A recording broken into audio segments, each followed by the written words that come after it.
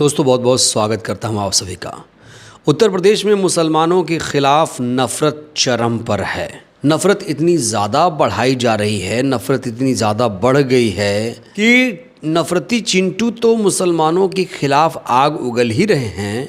इस बीच बड़े बड़े नेता, सत्ताधारी पार्टी के जो नेता हैं, जो मुख्यमंत्री के करीबी बताए जा रहे हैं, पूर्व विधायक तक के जो लेवल के नेता हैं, वो अब हिंदू मुसलमान के नाम पर सियासत करते हुए नज़र आ रहे हैं। दोस्तों इस समय एक बयान बहुत ज़्यादा वायरल हो रहा है और जो ये बयान आया है बीजेपी नेता के द्वारा दिया गया बयान है। बयान ये है कि जो हिंदू मुस्लिम लड़की लाएगा उसकी नौकरी का इंतज़ाम हम करेंगे। पूर्व विधायक के बिगड़े बोल। पूर्व विधायक का नाम बताया जा रहा है राघवेंद्र प्रताप सिंह, सिद्धार्थनगर जिले के डुमरियागंज सीट से पूर्व विधायक का ये ताज़ा बयान सामने आया है। अब ये जो बयान आपने सुना, मैं आपको पूरा बयान भी बताऊंगा, लेकिन आपने जो ये हेडलाइन सुनी, क्या आपको इस हेडलाइन में आपत्तिजनक लगा? हो सकता है कुछ लोग कहें कि भाई आपत्तिजनक क्या है, इसमें दिक्कत क्या है, लेकिन इसमें दिक्कत है। और अगर आपको दिक्कत चेक करना है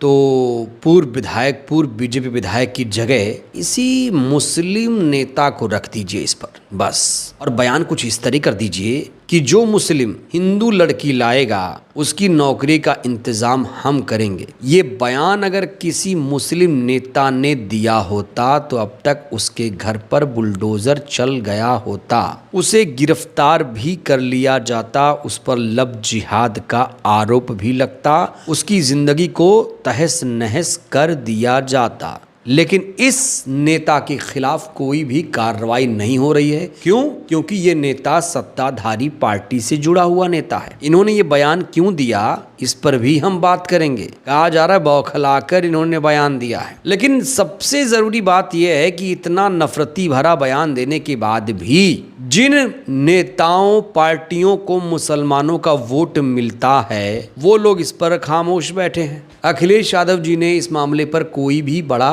बयान नहीं दिया। अखिलेश यादव तो मुस्लिम शब्द लिखने से ही कतराते हैं। एक बार दिल्ली में जब मुसलमानों को नमाज पढ़ते हुए लाठी से मारा गया था तब भी इन्होंने मुस्लिम शब्द का प्रयोग नहीं किया था, और इस बार इतना आपत्तिजनक बयान दिया गया है कि जो हिंदू मुस्लिम लड़की लाएगा उसकी नौकरी का इंतजाम करेंगे। यानी इस बयान से साफ तौर से हिंदू मुसलमान करने की कोशिश है।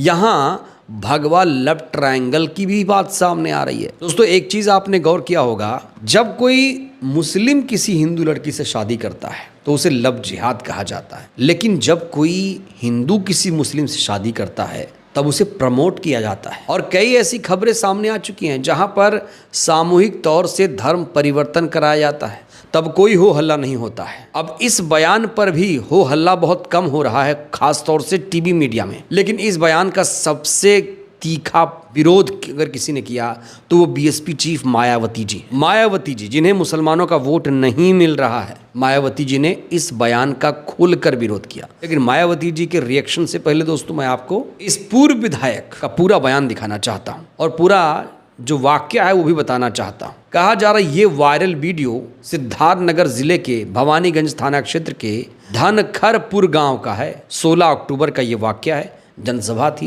जिसमें भाजपा के पूर्व विधायक राघवेंद्र प्रताप सिंह थे। पूर्व विधायक ने यहाँ जनसभा को संबोधित किया और ये विवादित बयान दे डाला। उन्होंने कहा कि हमारे समाज की 2 लड़कियां वो ले गए, तुम मुसलमानों की 10 लड़कियां लाओ, 2 पर 10 से कम मंजूर नहीं ये घोषित करते हैं। जो ये लेकर आएगा उसके खाने पीने नौकरी का इंतजाम हम करेंगे, और ये जो 2 गई हैं वो हमें पच नहीं रहा है। मुसलमानों सुन लो, हम इसका बदला लेकर रहेंगे। तो भाजपा पूर्व विधायक का ये विवादित बयानबाजी का वीडियो अब सोशल मीडिया पर भी तेजी से वायरल हो रहा है।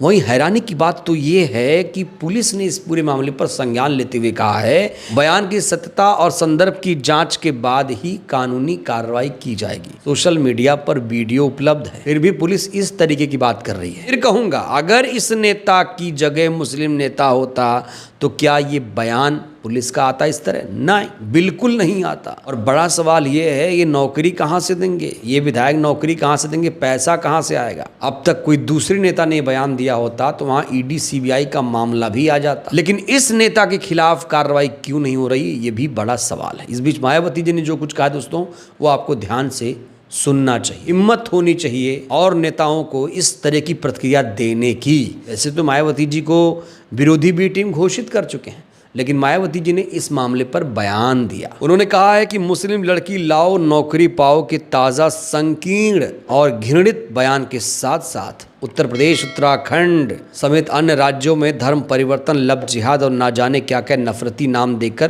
तथा उसके विरुद्ध कानून को अपने हाथ में लेकर सांप्रदायिक जातिवादी द्वेष, वैमनस्य, अशांति, अराजकता और लोगों के जान माल और मजहब पर खतरा बन जाने का शरारती तत्वों का ये विषैला हिंसात्मक खेल अति निंदनीय है। हिम्मत चाहिए ऐसा कहने के लिए। इस पूर्व विधायक को मायावती जी ने कड़ा संदेश दिया है, सबक सिखाया है दोस्तों। ऐसे आपराधिक, अराजक और असामाजिक तत्व सब और संवैधानिक सरकार के लिए खुली चुनौती और खतरा है। इन्हें शह और संरक्षण देने के बजाय सरकार ने राज्य की करोड़ों जनता के हित और कल्याण को ध्यान में रखते हुए कानून का राज स्थापित करना सुनिश्चित करने के लिए ऐसे लोगों के खिलाफ सख्त कानूनी कार्रवाई की जानी चाहिए। यही व्यापक जन और देश हित में रहेगा। यहाँ पर मायावती जी ने कहा है, सरकार से मांग की है कि ऐसे नफरती लोगों के खिलाफ सख्त कार्रवाई करो, नहीं तो आने वाले दिनों में यही लोग चुनौतीपूर्ण बन जाएंगे।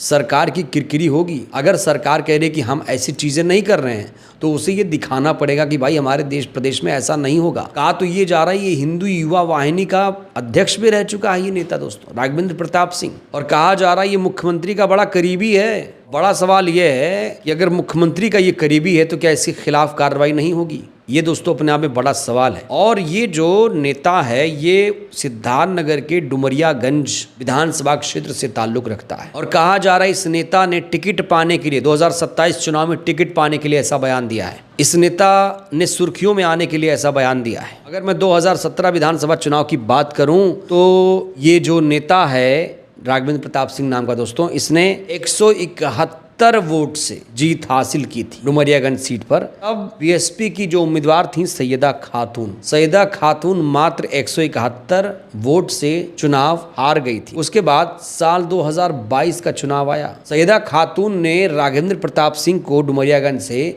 771 वोटों से हरा दिया था। तो राघवेंद्र प्रताप सिंह जो हैं वो अभी पूर्व भाजपा विधायक है। 17 में जीते थे, 22 में हारे, 27 में टिकट मिलेगा कहना बहुत मुश्किल है। और दोस्तों यहाँ गौर करने वाली बात यह है कि सैयदा खातून पहले बसपा में थी, अब वो समाजवादी पार्टी की विधायक हैं। 27 में देखना होगा यहाँ पर किसे टिकट दिया जाएगा, ये बड़ा सवाल है। लेकिन कह रहे हैं लोग कि भाई ये टिकट पाने के लिए ऐसा बयान दिया गया है, इनको लोगों ने भुला दिया था। और दोस्तों डुमरियागंज या सिद्धार्थनगर का जो इलाका है बड़ा शांतिपूर्ण इलाका है। ये जिला तो गौतम बुद्ध नगर का जिला है, सिद्धार्थ उन्हीं के नाम पर ये जिला बना है दोस्तों। और ये जो डुमरियागंज सीट है यहाँ पर दलित, मुस्लिम, ओबीसी हावी हैं, वही निर्णायक भूमिका में रहते हैं, वही तय करते हैं कि यहाँ से विधायक कौन बनेगा। तो मायावती जी ने इस पूर्व भाजपा नेता को कहीं ना कहीं आईना दिखाया है, सरकार से कार्रवाई करने की मांग की है। दोस्तों इस बीच एक और खबर वायरल है। यहाँ देखिए, लब जिहाद विरोधी कानून में पुरुष आरोपी के माता पिता भी गिरफ्तार किए जाएंगे।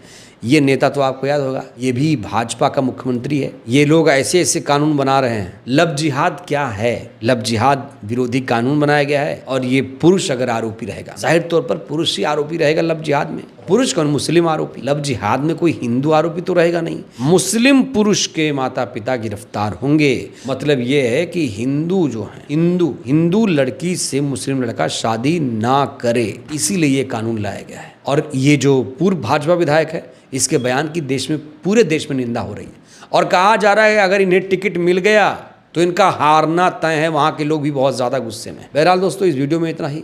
ऐसे नेताओं के खिलाफ क्या कार्रवाई हो जो नफरत फैला रहे हैं, हिंदू मुसलमान कर रहे हैं, आप लोग क्या सोचते हैं दोस्तों ऐसी खबर सुनकर? और मायावती जी ने जिस तरीके से प्रतिक्रिया दी है, मायावती जी आपको कैसी नेता लगती हैं, कैसी लीडर लगती हैं? उनके राजनीति में जो बदलाव आ रहा है, इसे कैसे देख रहे हैं आप लोग? राय दीजिएगा। बहुत बहुत धन्यवाद।